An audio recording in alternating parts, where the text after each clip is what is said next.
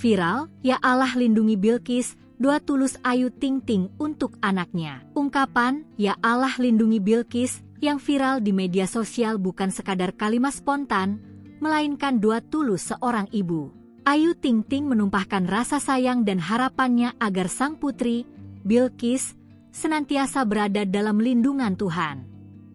Ungkapan itu semakin akrab di telinga menjelang perayaan Hari Ibu Nasional yang dirayakan setiap 22 Desember di Indonesia. Pedangdut Ayu Ting Ting menjelaskan asal-usul doa ya Allah lindungi Bilqis, anak sematawayangnya yang kini viral di media sosial karena diparodikan. Doa yang awalnya dinyanyikan Ayu dengan irama sederhana dan penuh kasih tersebut, kini justru menjadi sound ya Allah lindungi Bilqis yang banyak digunakan oleh warganet.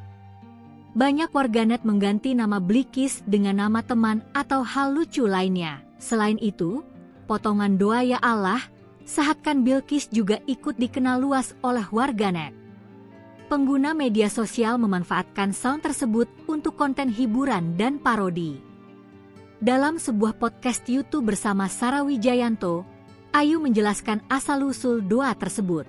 Ia mengatakan, lagu doa itu merupakan kebiasaan yang ia lakukan saat menggendong atau menimang sang anak.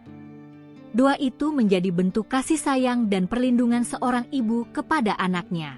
Ayu juga mengungkapkan, ia tidak memiliki banyak permintaan untuk anak sematawayangnya. Ia hanya berharap yang terbaik untuk masa depan Bilqis.